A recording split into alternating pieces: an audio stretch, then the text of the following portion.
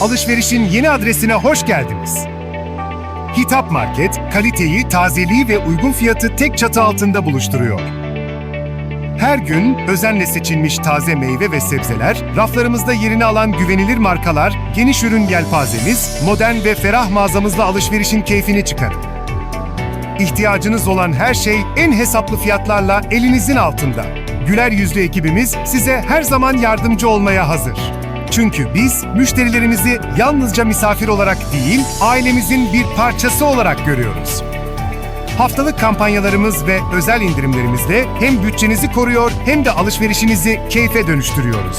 İster günlük ihtiyaçlarınızı karşılayın, ister haftalık alışverişinizi yapın. Hitap Market her zaman yanınızda.